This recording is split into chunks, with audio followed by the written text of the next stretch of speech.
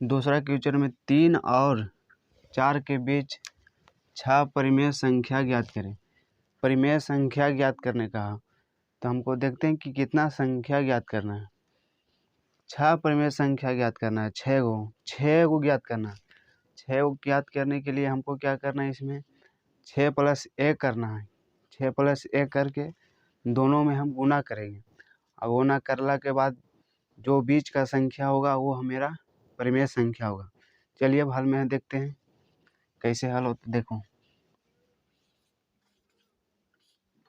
हल में 3 और 4 के बीच में 6 परिमेय संख्या ज्ञात करना है।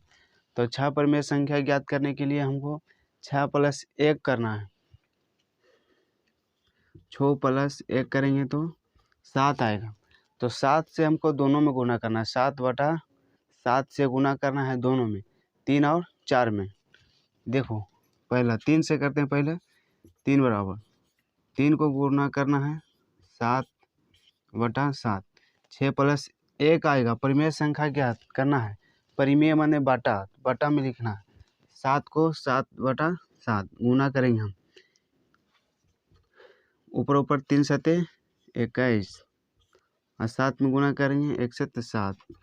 देखो 7 21/7 आया। यहाँ पर परिमेय संख्या के रूप में आया। परिमेय संख्या के रूप मतलब बाटा में। अब देखते हैं 4 को।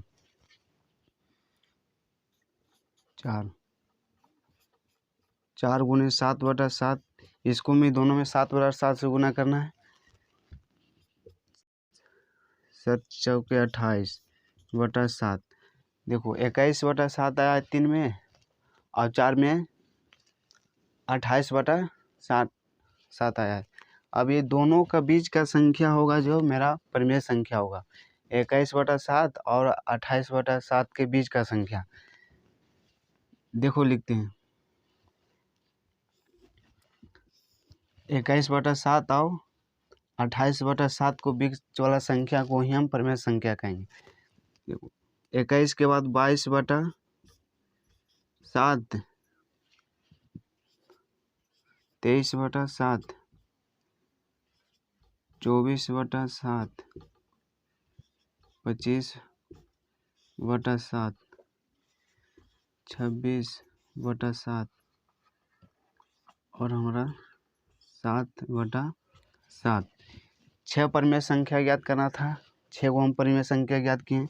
1 2 3 4 5 6 परिमेय संख्या का मतलब बाटा में होता है। बाटा में है 22/7, 23/7, 24/7, 25/7, 26/7, 27/7। ये रहा मेरा 6 परिमेय संख्या। ये रहा मेरा परिमेय संख्या। अब हम मिलते हैं अगला वीडियो में। चलिए अब दूसरा क्वेश्चन हम हल कर चुके हैं। अब तीसरा क्वेश्चन करेंगे। देखते हैं तीसरा क्वेश्चन में क्या है। तीसरा क्वेश्चन में 3/5 और 4/5 के बीच में 5 परिमेय संख्या ज्ञात करना है। यानी इसमें भी परिमेय संख्या ज्ञात करना है। उसमें भी था परिमेय संख्या ज्ञात करना, और इसमें भी है। बस उसमें बटा नहीं था, इसमें बटा दिया है। तो बटा दिया है, कोई बात नहीं, हदियाना नहीं, दोनों में गुना होगा। अंश और हर में दोनों में गुना होगा। इसमें 5 दिया है। पहले भी हम बताएं कि 5 रहे या 6 रहे, बस +1 करना है। 5 रहो चाहे 7 रहे, 8 रहे, 9 रहे, +1 करके दोनों में गुना करना है, अंश और हर में। देखो हल में, देखो हल में 5 परिमेय संख्या ज्ञात करना है। कितना संख्या ज्ञात करना है? 5। तो 5 में 1 जोड़ेंगे, 5 +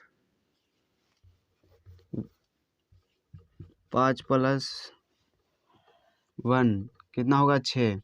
5 + 1 6 हुआ। बस 6 से गुना करना हमको दोनों में, अंश और हर में। देखो पहले हम करते हैं 3 को, 3/5 को, 3/5 को, 3/5 गुना कितना आया है? 6 आया। 6 से गुना करना है हमको दोनों में, अंश और हर दोनों में। 3 × 6 = 18, 5 × 6 = 30। 3/5 का हम गुना कर चुके हैं। अब हम करते हैं 4/5 को। 4/5 4/5 को भी हम 6 से दोनों में गुना करेंगे, ऊपर और नीचे में। 4 गुने 6/5 गुने 6 गुना करेंगे। 4 में 6 से तो आएगा 6 24 और 5 में 6 से गुना करेंगे तो 30। अब हम दोनों में गुना कर लिए। अब हमको लिखना है 5 परिमेय संख्या।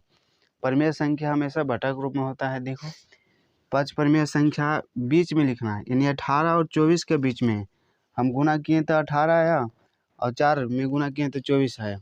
तो 18 और 24 के बीच क्या संख्या है, वही मेरा परिमेय संख्या है। देखो यहाँ परिमेय संख्या 18 के बाद 19, 19/30, फिर होगा 20/30, फिर होगा 21/30, इसी तरह आगे बढ़ते जाएगा 22/30। कहाँ तक लिखना है, 24 के पहले तक। 24 तो दिया है,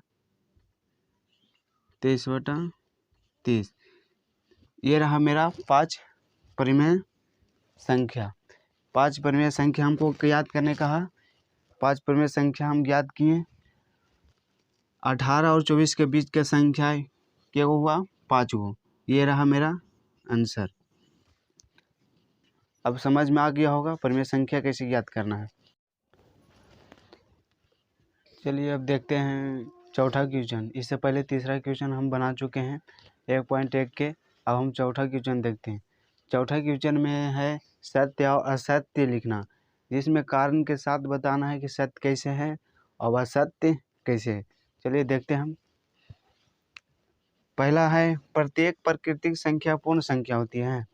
चलो हम पहले समझते हैं कि प्राकृतिक संख्या किसे कहता है और पूर्ण संख्या किसे कहता है। देखो प्राकृतिक संख्या, गिनती को संख्या को प्राकृतिक संख्या कहते हैं। जैसे मानो 1 2 3 4 5 6 ऐसे डॉट डॉट अनंत तक जाए उसे प्राकृतिक संख्या कहते हैं। जैसे प्राकृतिक संख्या 1 2 3 और डॉट डॉट अनंत तक जाए उसे प्राकृतिक संख्या कहते हैं। अब पूर्ण संख्या के बारे में समझते हैं। पूर्ण संख्या हम उसे कहते हैं जो 0 से शुरू हो, उसे पूर्ण संख्या कहते हैं। जैसे देखो 0 1 2 3 डॉट डॉट डॉट, यानी 0 से शुरू होने वाला को पूर्ण संख्या और 1 से शुरू होने वाला को प्राकृतिक संख्या। तो इसमें समझना है क्या कह रहा है, प्राकृतिक संख्या पूर्ण संख्या होती है, माने सभी प्राकृतिक संख्या पूर्ण संख्या होती है। तो जी हाँ होते हैं। कैसे कि प्राकृतिक संख्या 1 2 3 से शुरू होता है और पूर्ण संख्या 0 से। 0 के आगे पूरा प्राकृतिक संख्या होता है। 0 के आगे हम देखेंगे तो सब प्राकृतिक संख्या होता है, इसलिए सभी प्राकृतिक संख्या पूर्ण संख्या होते हैं। तो हम लिखेंगे कि सत्य, लिखेंगे सत्य सत्य। अब कारण लिखेंगे क्योंकि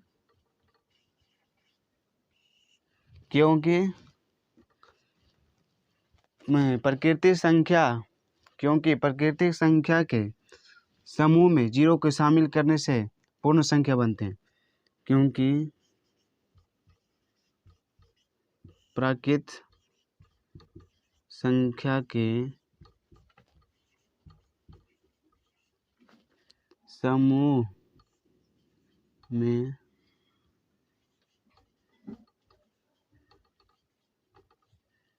शामिल करने से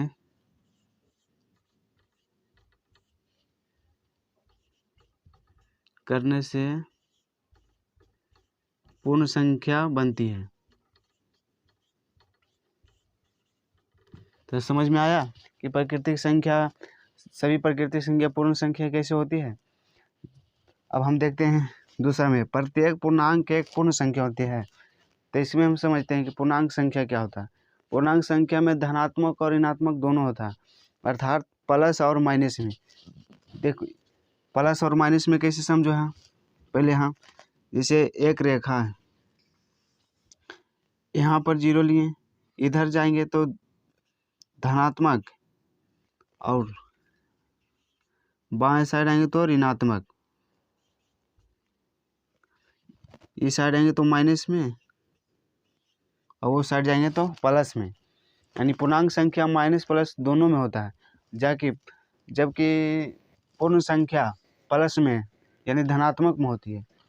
पूर्ण संख्या 1 2 3 होते हैं, 0 से लेके 1 2 दिन तक वो सब धनात्मक होते हैं, लेकिन पूर्णांक संख्या में धनात्मक और ऋणात्मक दोनों होते हैं। इसलिए सभी पूर्णांक संख्या पूर्ण संख्या नहीं होगा, तब लिखाएगा असत्य। हम यहाँ आंसर में लिखेंगे क्या? असत्य। प्रत्येक पूर्णांक एक पूर्ण संख्या होती है? नहीं, तो हम लिखेंगे असत्य। असत्य क्या लिखेंगे? असत्य। अब देखिए, पूर्ण संख्या का मतलब धनात्मक, अपूर्णांक संख्या का मतलब ऋणात्मक धनात्मक दोनों। तो देखो, क्योंकि कारण भी लिखना है ना, क्योंकि -1 -2 -3 पूर्णांक होते हैं। कौन संख्या होते हैं? पूर्णांक संख्या, पूर्णांक संख्या होते हैं, लेकिन पूर्ण संख्या नहीं।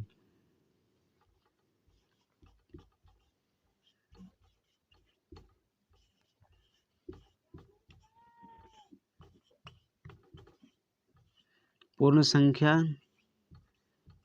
नहीं होते हैं।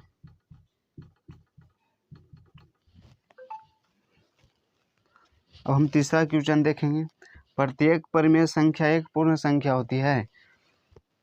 इसे परिमेय में हम पहले भी बताएं कि P/Q के रूप में होता है। परिमेय संख्या P/Q के रूप में होता है, जबकि पूर्ण संख्या P/Q के रूप में नहीं होता है। तो ये भी होगा क्या? असत्य।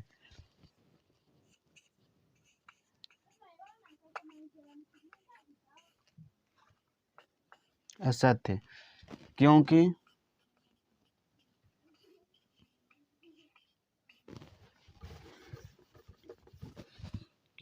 1/2 परिमेय संख्या होते हैं। 1/2 परिमेय संख्या होते हैं,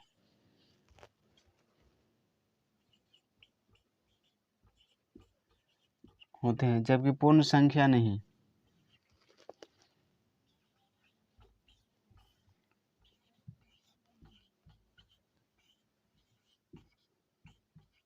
पूर्ण संख्या नहीं।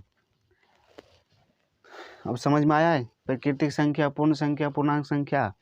ये रहा मेरा आसान सा क्वेश्चन। आशा करता हूँ कि समझ में आ गया होगा। नहीं समझ में आया है तो कमेंट करना कहाँ पर दिक्कत है।